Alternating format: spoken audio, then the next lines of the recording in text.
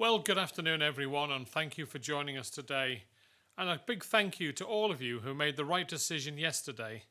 I'm aware that our announcements did lead to the cancellations of some really important events, and this will, I know, have caused real disruption. I am sorry about that, but it did feel that this was the right thing to do, given the information we had, and more importantly, the information that we didn't have. I know that our hospitality industry was heavily impacted yesterday. Before I hand over to the Health and Social Care Minister and to our Director of Public Health for an update, I do want to clarify a comment I made yesterday about the support for our businesses. What I wanted to convey was that we didn't envisage putting in place any new arrangements at this stage. Our track record on providing financial support to businesses is a good one, and the salary support scheme is still in place, covering businesses for COVID-related impact in February. It doesn't matter if it was yesterday, today, or the whole month. The Economic Recovery Group, led by the Treasury Minister, will continue to monitor the overall position and the impact our decisions make. Thank you once again to our business community who, alongside the general public, listened and acted, doing the right thing for their island. Yesterday we told you that we could not explain the 2 cases that we had seen. We were concerned that there was a risk that COVID may be present under the surface of our community. But the evidence that we had yesterday was not conclusive, so we wanted to give ourselves another 24 hours to test and trace in order to be able to make decisions based on evidence. We wanted to see if we could understand and link these 2 new cases, and importantly, we wanted to get all the high-risk contacts of these contacts identified, isolated and tested. We have now done that. I can tell you a little bit more about that and where we are heading in a second. First, let me hand over to the Minister for Health and Social Care for an update on testing. David. Thank you, Chief Minister. The total number of tests undertaken now stands at 32,873. The total number of tests concluded is 32,850. That means at the point that the snapshot report was taken for the figures today, there's 23 people awaiting the results of their tests. The total number of new COVID cases identified in the past 24 hours is 0. And so that gives us a total number of active cases at the moment of 48, and the total number of cases over the outbreak is 484. Thank you, Chief Minister. Thank you very much, David. And now, without further ado, let me hand over to the Director of Public Health for an update on our understanding of the current cases. Dr. Ewart. Thank you, Chief Minister. Yes, we obviously still have the ongoing cluster linked to the steam packet, and for that we have no additional cases that we're identifying that link to it. So it's just the cluster as it has been standing for the last few days. The 2 cases that we've been talking about today are the 2 unexplained ones that have come up from the community without a clear link to the existing cluster, or indeed to any other source of infection. We have to remember that the steam packet isn't the only means, the steam packet cluster isn't the only transmission chain that may be out there. It's possible that some of the other returning travellers who have tested positive may somehow have seeded infection into the community in ways that we haven't identified and have no understanding of. So the issue there is that we potentially have missing links. We don't know how the infection got to those 2 cases. We don't know if there are links that we're unaware of that relate those 2 cases to each other or to any other cases. So that means that we cannot be completely clear that there isn't other sources of infection out in the community, but we're not seeing it coming forward in symptomatic cases or through the surveillance testing so far. That may change, but that is the position at the moment. So the contact tracing that we have done has identified that none of the contacts of those 2 cases are themselves positive, and that means that they are not a risk for having transmitted the infection further on before they were put into self-isolation. So that's good news, And that's where we are at the moment. Obviously, we have to keep a very close eye on things and see whether further cases emerge that may change our thinking. But that's the position for the moment. Thank you, Chief Minister. And thank you very much, Dr. Ewart. Now, the fact that those people around our 2 unexplained cases have now all tested negative is grounds for optimism. Despite rigorous investigations by the contact tracing team, we are still not clear as to how these cases arose. They remain unexplained for the moment, and that may be the final position we find ourselves in. But as things stand, we are as confident as we can be that there has been no further transmission from these 2 cases, and at this moment in time, we have not seen any further cases. The Council of Ministers met earlier today to consider developments. We have decided that we do not need to bring in any further formal measures at this stage. We have looked at all the options and concluded that we are content for people to go about their business once again. This means that schools, nurseries and University College Isle of Man can open as usual tomorrow morning. We will of course continue to monitor the situation very carefully, and things might change and might change rapidly. The next week or so will be very important in that regard. So we do need you to please maintain a high level of vigilance. Keep going with the highest levels of hygiene. If you have any COVID-like symptoms, then stay at home and call 111. Please think about what it might mean to you if we do need to do another circuit break. Be ready. Just because we are not doing it today, it does not mean that we will not need to do it one day soon, and maybe at short notice. This is especially true for businesses. Thank you for what you did yesterday, and please continue to ensure you are ready to do so again should the need arise. So no measures today. We believe that this is the right and proportionate approach given the evidence we have. But if the situation changes, then of course so will our approach. But please rest assured that if it is needed, then we will do it. We will always do what we judge to be the right thing for our island, based on the best information available. Some people have been asking about social distancing and the use of face coverings. Some people have been suggesting that we should make this obligatory straight away. At this stage, government is not going to insist on this. That may come, but not today. Again, it's about a proportionate response to the issues that face any of us at a given time. Before we move on to questions, I do want to take a moment to update you on our vaccination programme. You may have seen coverage in the UK media that the NHS is expecting a significant increase in vaccine supply in March, and we are working closely with the UK to understand what this means in terms of deliveries for us. We are still waiting for final details, but we are being told to expect a real uptick. The team here is ready for this. We are reinforcing the teams to ensure that we are able to increase the pace and maintain that new pace for as long as necessary. We will of course let you know more as soon as we have any further update. In the meantime, the programme continues to make great progress. As of last night, 84% of those in the first 2 priority groups have now had at least 1 dose. To remind you, this is all those over 80. All in our residential care homes and their carers, and all frontline health staff. And now, of course, we are vaccinating at pace our over 70s and those who are clinically extremely vulnerable.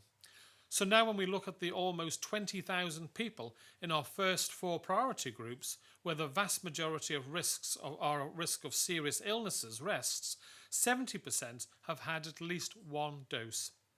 Every day we continue with our vaccination programme is a day where more protection is in place and a day closer to our ultimate aim.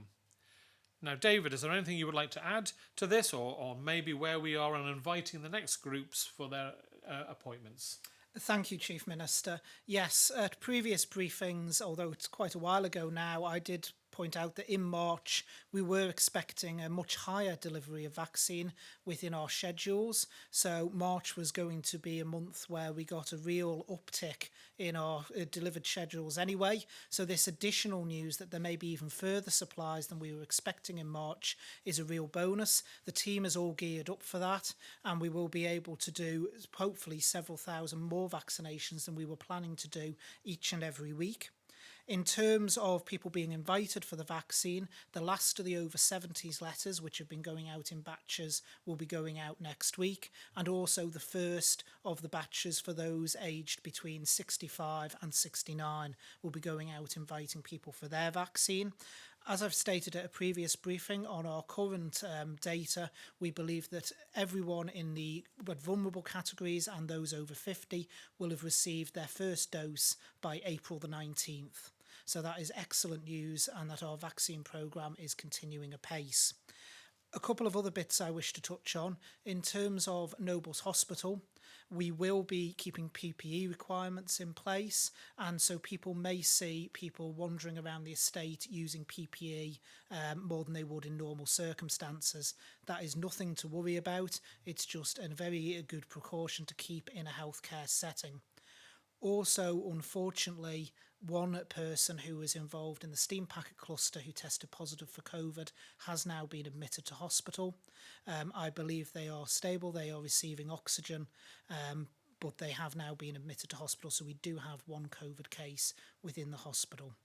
We will continue to have in place, while we do our watch and wait over the next 10 days, of visiting restrictions to limit people coming into the hospital. So people will still have to sign in, and they still will have to explain why they are visiting. So we do ask people in health and care settings to try and limit visitation wherever possible. Thank you, Chief Minister. Thank you very much, David, and that's really important progress. I think on behalf of David, myself and the whole team, we wish the person who's gone into hospital with COVID a speedy recovery. Right, let's go to questions from the media. And first we have today is Sam Turton from Jeff. Good afternoon, Sam. Fast am I. Fast am I, Chief Minister. If we could start with business support, in terms of what happened yesterday with closures, ministers are telling us that even with salary support, some of them have lost up to 400 bookings last night. Some of the hotels have lost a lot of money as well in terms of lost food that's gone to waste. Are they able to apply to the Economic Recovery Group for support on this, or where are decisions made in terms of what will be available to them? Well, the existing schemes, Sam, run up until, as it happens, the end of this month today. So we have support for businesses that if they can show a loss of income for the month, it doesn't have to be just yesterday or any income down today. If they can show that their income for the month is down, I think, by 25%, then they are entitled to business support. So it's not just that one day, it's the whole of the period leading up to that period. So that is the support that's already there for those businesses if they find that they are down on their income as a result of COVID, because we did obviously have the lockdown for a chunk of January, and that can be taken into the loss of income. Thank you. And just secondly, Minister Ashford said about an increase to the NHS for vaccines. In terms of what I would do to the rollout, obviously we're saying at the minute April 19th for the over 50s. When are we expected to know if this will increase? Do we know how many extra vaccines we may be getting at this point, or is it very much up in the air? No, we don't know the figure as yet. We have been informed by the UK that we are likely to be receiving additional supply, but that is still being worked up.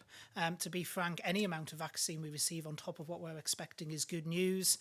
We will then have to reprofile and see if that brings people forward, but we're ready for that. The teams are ready to book additional people in if we need to do so, and we're ready to accelerate the project based on supply. We've said all along we can vaccinate to the supply that we are given, and we'll be able to step that up in line with the extra supplies available at very, very short notice. So it is a good news story, but at the moment on the current supply routes we know about, all over 50s and those in the vulnerable category will have had at least one dose of the vaccine, should they wish to have one, by April the 19th. Thank you. Thanks very much, Sam. Now we move on to Paul Moulton from Isle of Man Television. Good afternoon, Paul. Fast am I.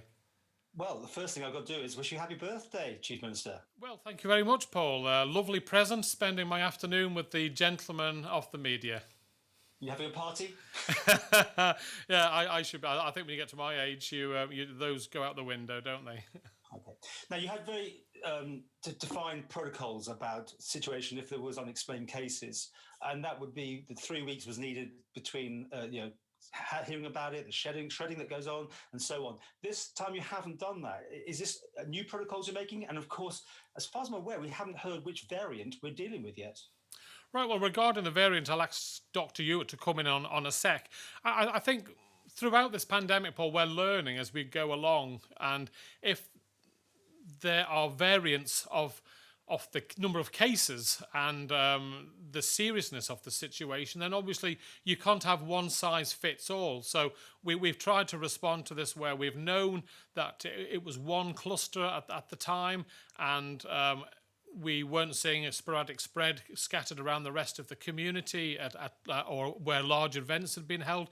Well, we're trying to look at this on a case-by-case basis. And what I don't want to do is say that if you've got X, then this is what happens. We're trying to be as flexible as possible. I know the hurt and pain it can cause to businesses, to people's health, mental health, etc., and our children's education if we have a significant lockdown straight away. So we're trying to just look at the evidence and be as realistic as we can based on what's happened in the past. So as I say, we're learning all the time, but I don't know, David, you want to expand on that before I move on to Dr. Ewart? Yes, if I may, Chief Minister.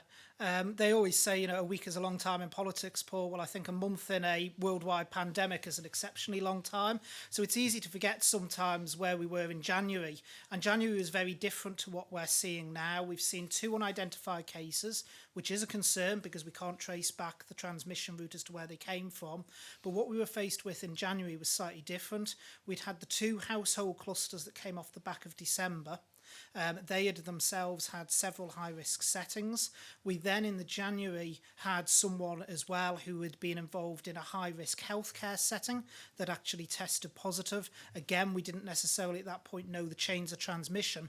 And from that case, we then saw secondary transmission onward as well. And then a couple of cases popping up as well where we didn't have the link. So it was much wider than what we're experiencing at the moment with these 2 particular cases. If we saw something similar to that again, then we would have to reconsider our position, but we're not seeing that at the moment.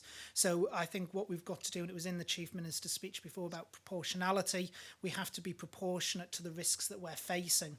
And this situation, like I say, it's easy to forget now 4 or 5 weeks on, but it's very different to what we were experiencing at the start of January. Okay. Right. And Dr. Ewart, would you like to come in on the variant? I know you've got an update there. Yes, thank you, Chief Minister. We got the latest results through from Liverpool yesterday afternoon, and that gives us sequencing on all positive PCR samples that were sent over. The most recent one was the 22nd of February, so we don't have sequencing on the 2 cases that we've been talking about over the last couple of days, but we do have sequencing on everything up till the 22nd of February. And since the 17th of January, all the genomes that have been sequenced have been Kent variant.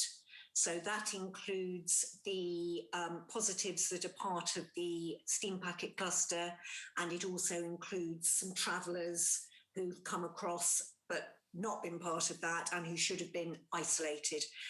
As I commented before, we cannot therefore be sure whether these 2 cases that we have at the moment are related to each other and or to the existing cluster, or whether they possibly link back to other travel-related imported cases. We don't know.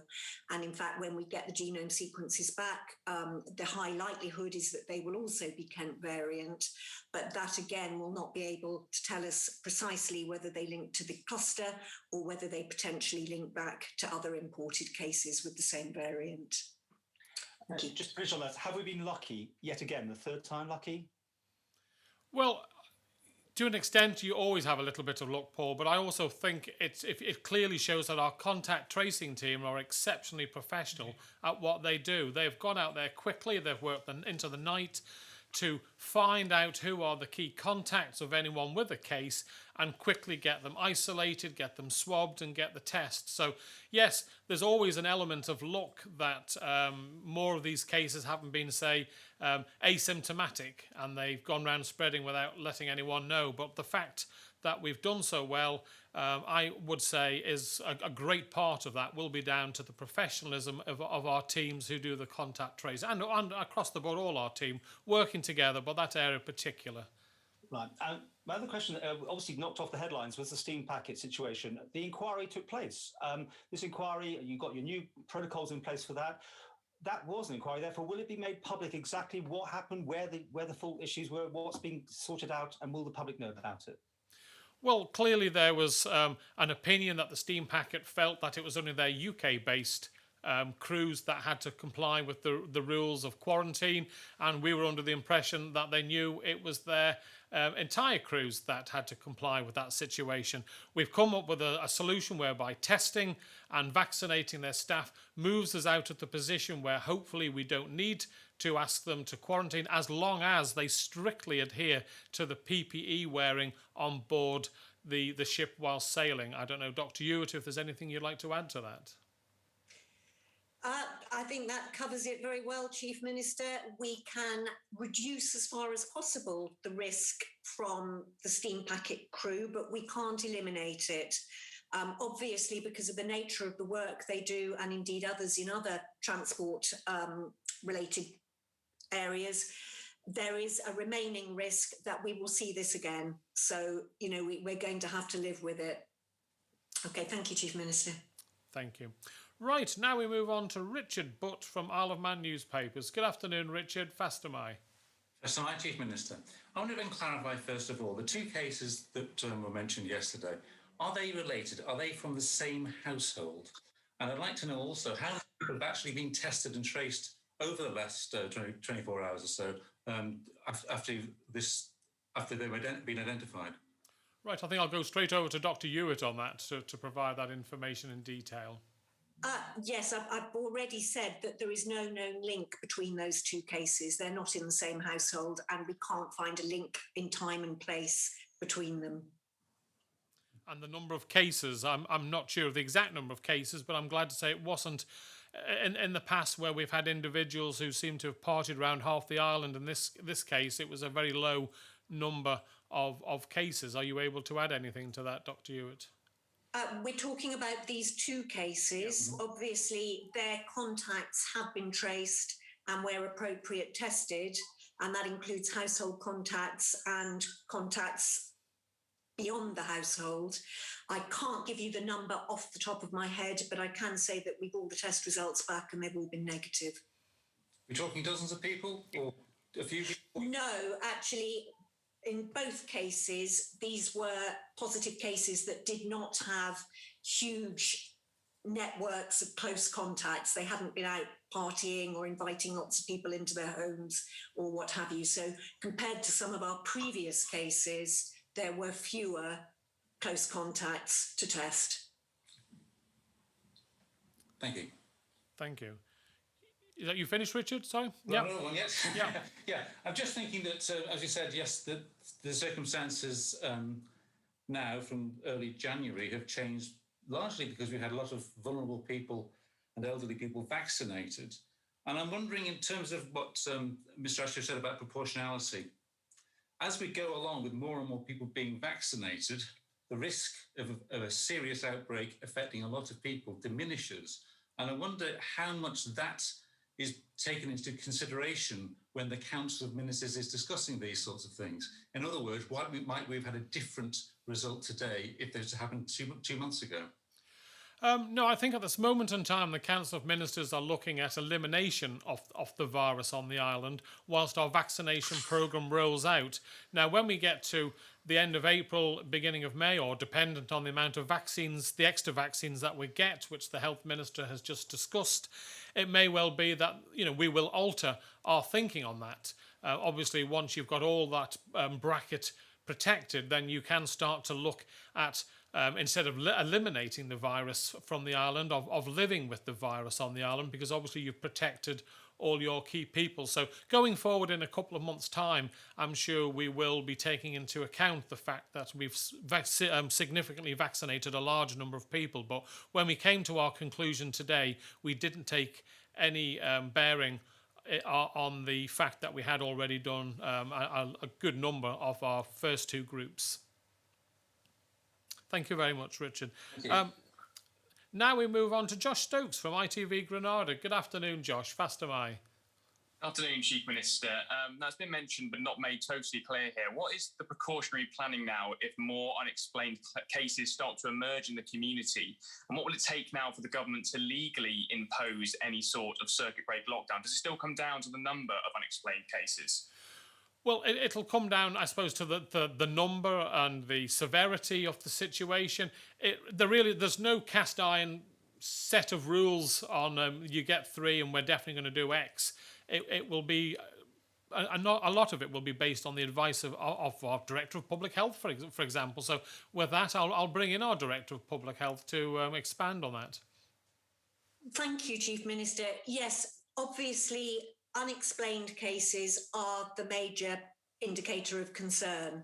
So if we start to see more of those, then we will become more concerned, and we will use our response levels in the document that's published on the website as an indicator of how we might then ramp up response levels. But as the Chief Minister said, the hard numbers are not the only driver of response. It depends on the nature of the cases and whether they truly are unexplained and widely disseminated in time and place, which would give us huge cause for concern, or whether they are actually not unexplained after we've completed contact tracing and do in fact form clusters with clear lines of transmission, which we would hope to contain by addressing those. Thank you. Okay, thanks. And your next one, Rob? Thank you, Chief Minister. Second question, going back to the steam packet company investigation, can we be totally clear here? Were any laws broken over the last 11 months from what crew members should have been doing within their direction notice? Because that surely is crucial, given people have been sent to jail for COVID breaches. Yeah, well, we, as I say, as politicians, were assured that the crew had to, if you look at the wording, that they had to quarantine when they came off the ship when they were working on their ship. The steam packet felt that no, the wording was purely that it should only be for the off-island crew that were working when they came onto the island. At this moment in time, I don't think there are any criminal procedure or prosecutions going ahead on this. It's been a genuine misunderstanding of the interpretation of the direction notice, and we're happy to move forward now. We think we've found a solution which reduces the risk to people of the island by the vaccination and the weekly testing of all staff when they come back to the island. And this review, this investigation, will it be put into any kind of documentation and made public at all? I'll have to speak to the Chief Secretary on that. As I say, we've not really found any criminal wrongdoing. It was a genuine misunderstanding of the situation. We've now worked out a path forward to protect the island to the best of our abilities, which I think Dr. Ewart mentioned just now. So that's, I'm happy to leave it at that. Misunderstandings can happen. We're in a pandemic where nobody was prepared, no one, for this sort of outbreak, where we're living it and finding out new information as we go along. Yes, we thought the rules were clear, but no one intentionally broke the rules. It was a genuine misunderstanding of what they felt their direction notice was. We've clarified it. We've changed it slightly to help going forward. At the end of the day, we need the cargo, etc., coming over and people coming over on our boats, and that's the reality that we live in. So I don't see any prosecutions going forward at this stage, Josh. Right, next we have Rob Pritchard from 3FM. Good afternoon, Rob. Fast am I.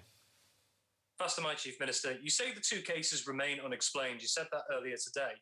And then you've also referred to asking the public to be ready for something like a potential circuit break lockdown in case we needed it. So why do you think it's the best course of action that you're telling people today to go about their business as normal, given the situation still seems pretty precarious?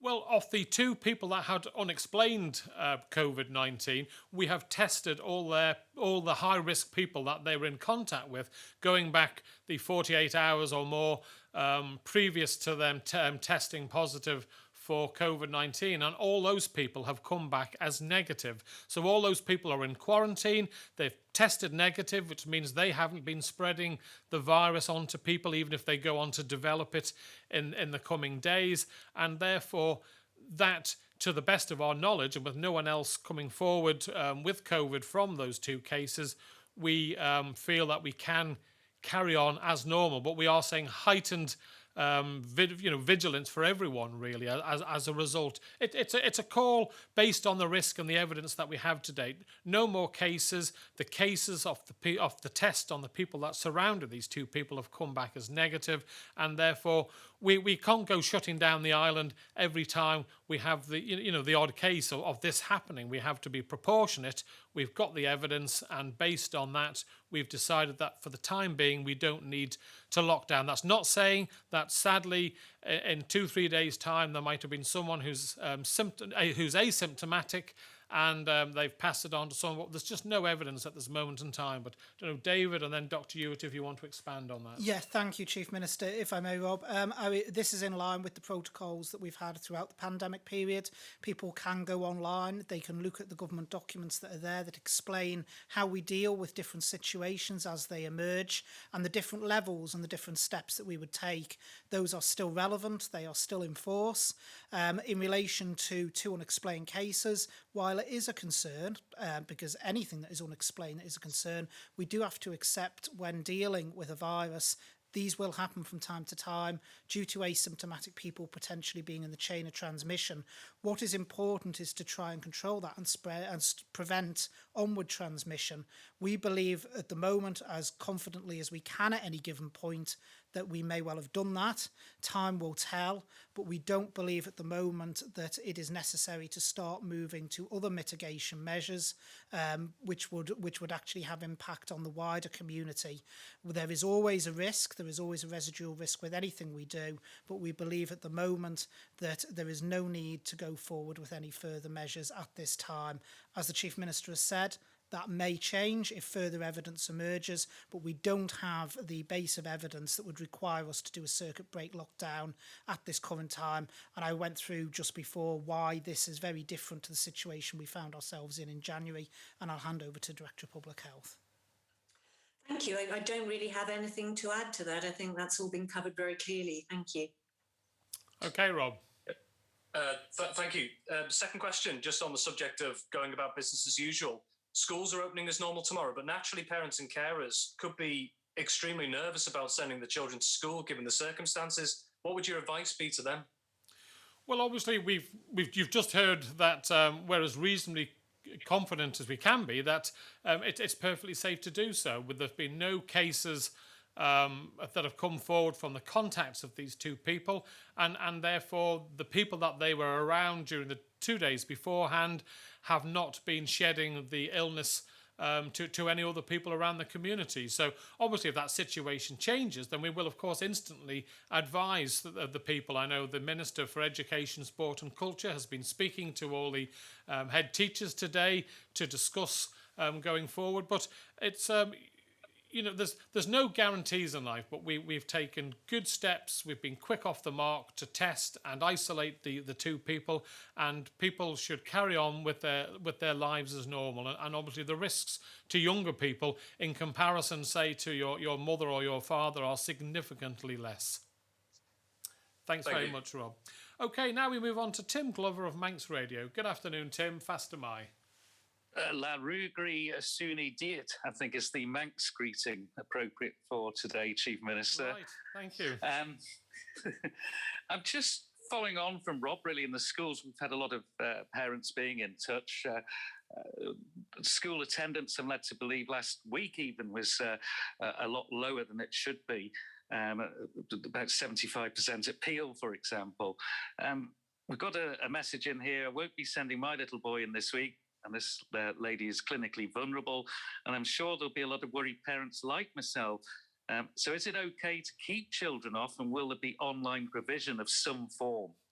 Well, we're not saying it's optional. We're saying schools are open as normal. It's back to business as normal. So no, if your child has a health problem or is showing any signs of COVID-19, then of course keep them off school and ring 111. But no, it should be business as usual. I'm not aware of only 75% of children across our schools, Tim. That's not the evidence I've had from the Education Minister. I've been led to believe it was business as usual. But I don't know if David, if you've heard anything, or Dr. Ewart. No, Chief Minister, as far as I'm aware from the Department of Education, the figures have been quite high and normal for school attendance. The one thing I would add, Tim, is at this moment we have no concerns around school settings. Children's education is very, very important. Even during this pandemic period, we only have to look across the water to the UK to see the severe disruption that has happened to children, and also, I would say, actually, the mental health issues that come with children being separated from their school environment as well, and their networks, should we say, out there socially. We would only take decisions on school if we felt we had the appropriate evidence to do so. We don't have concerns in that area. I know there will be a lot of people frightened and concerned out there, particularly those who might have vulnerable children or be vulnerable themselves. That's perfectly natural. All we can do is act on the evidence we have in front of us, and the evidence we have in front of us is that we believe it is perfectly safe environment for people to be sending their children into tomorrow, and we would urge parents to send their children to school as normal. Dr. Ewart, do you want to add anything to that? Nothing to add other than to fully endorse what Minister has just said. Okay, thank you very much. Tim, your next question. Yes, this is to the Health Minister, if I can. You gave a really good explanation there of the differences between now and the situation we're in in January. But we now know we've got the Kent variant. We know that is much more transmissible. You mentioned that face coverings and PPE would be in evidence to the hospital. There is some uncertainty.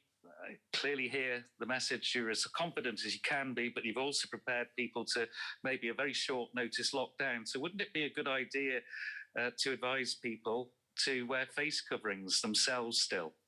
Not at the moment, Tim, but let's remember that what we're doing in a healthcare setting is generally around medical grade PPE, plus the fact that on the island, unlike the UK, we have one hospital.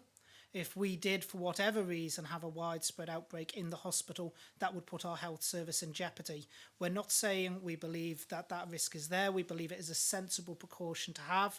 And the reason I've put that out publicly today is so that people aren't unduly worried if they go up to the hospital and they see people wandering around in medical grade PPE more than they would under normal circumstances. It's a sensible thing to have over the next 10 days or so while we assess the situation, but it doesn't show any evidence different to what we've said here today. At the moment, in relation to face coverings in public, there will be people who will feel a lot more comfortable. I had to unfortunately do my weekly shopping trip to Tesco's this morning because my family does insist on continuing to eat. And there were people in there that were wearing face coverings. So there will be people who will find a lot more comfortable if people wish to wear them. We're not saying don't.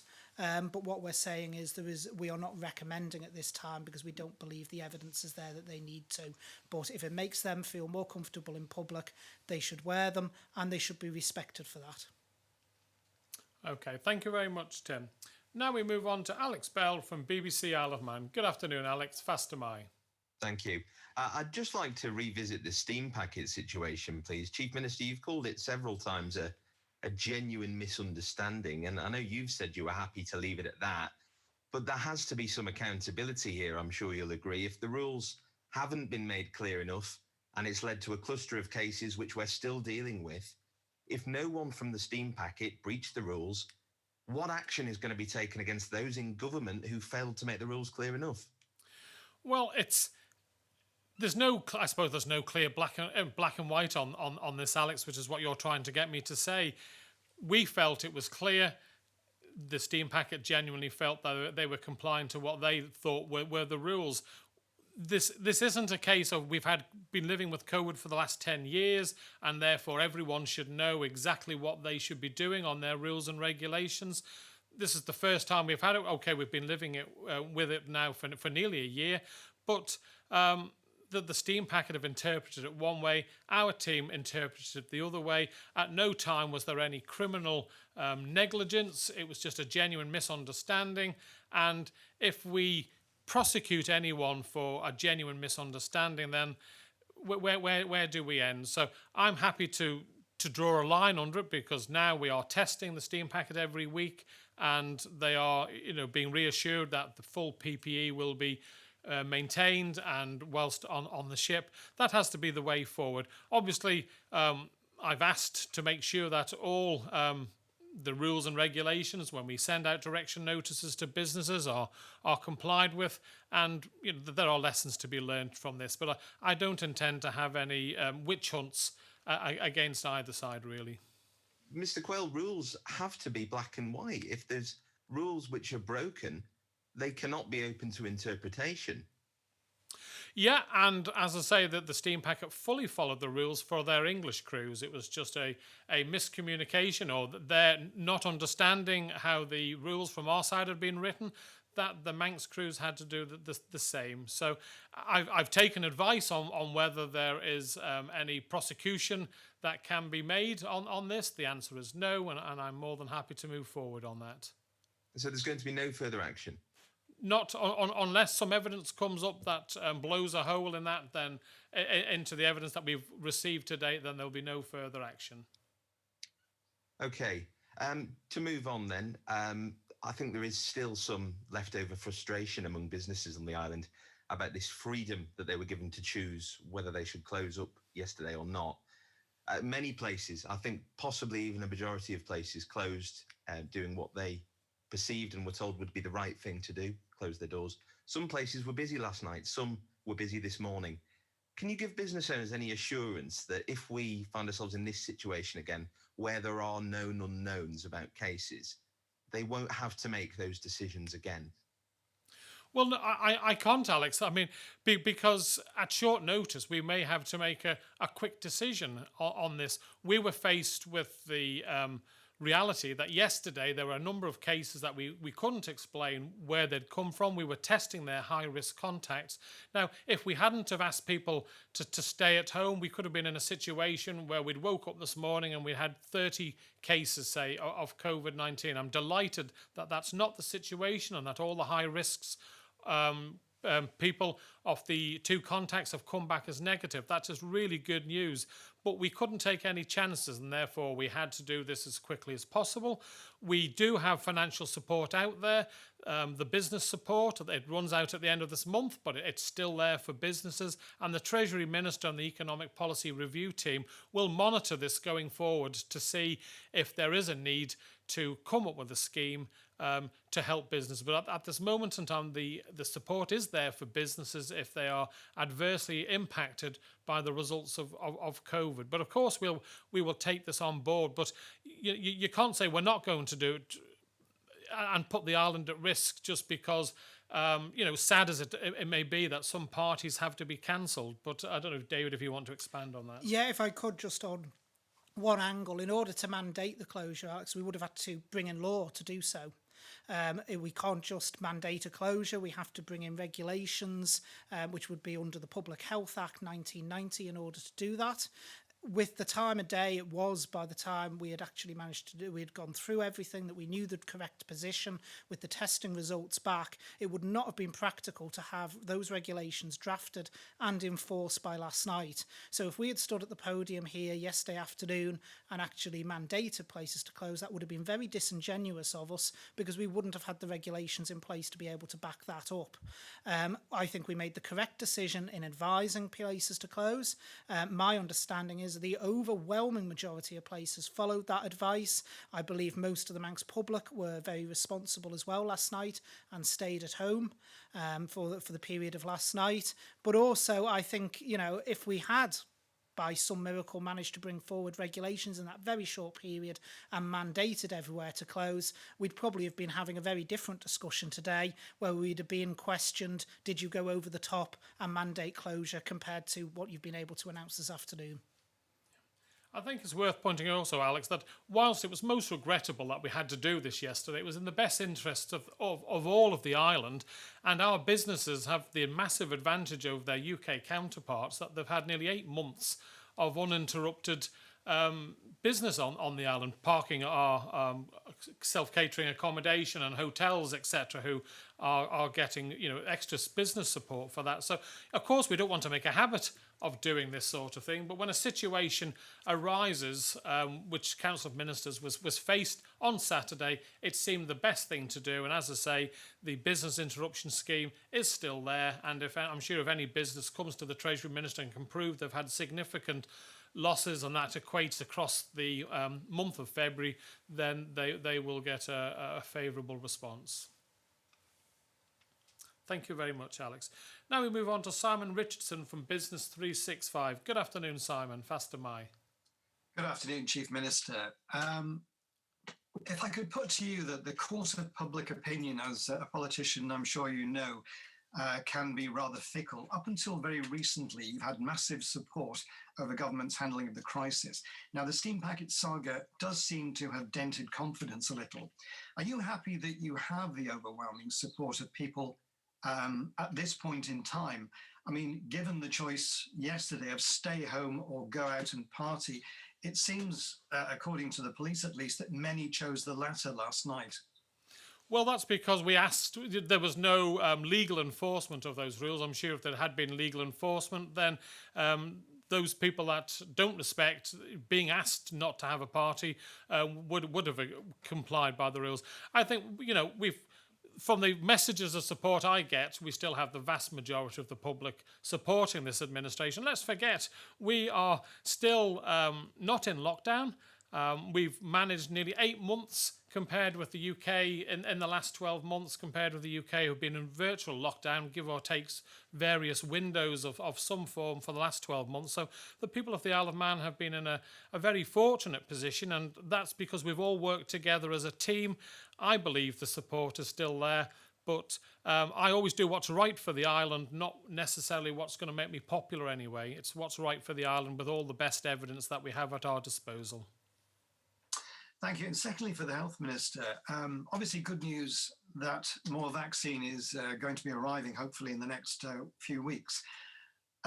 You said that you would ramp up a vaccination programme accordingly. Could that mean that we would have 7 days a week in the main hubs if there is sufficient vaccine? And there will actually be certain weeks where that will happen, Simon, where we will have to ramp the hubs up to 7 days a week in order to deliver the volume. March is one of the pivotal months in the vaccination programme. Like I say, in the early days of the vaccination programme, I think I explained that in the briefing, but it's been a long time since then. So it's probably worth repeating again that March is where we start seeing the high levels of delivery coming through. That is still the case. There's now potentially additional deliveries on top. So in certain weeks, we will have to go to 7 days a week, and we have staffed up accordingly. We've planned since the very beginning for that to happen. What we've done previously is, in order to be efficient, we've managed to get the hubs to 3 days of high efficiency with people flowing through. That doesn't mean we've delivered any less vaccine. It just means we've done the same amount of vaccine that would have been spread over 7 days in 3. But certainly in forthcoming weeks, people will see the hubs operating 7 days a week in certain weeks due to the level of vaccine that's coming into the island. And again, that's a good news story. Thank you very much. Okay, well, thank you all very much for those questions. Next week, we hope to be sharing our longer-term plan for exiting measures. I had wanted to publish this last week, but we've had to pause whilst we dealt with the most recent developments.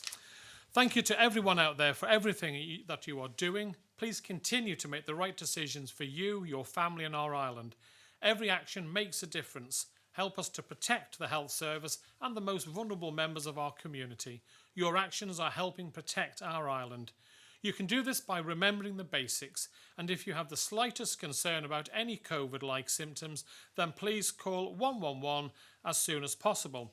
Now, finally, turning on the birthday theme, I would like to give a shout out to William Macon, who is 8.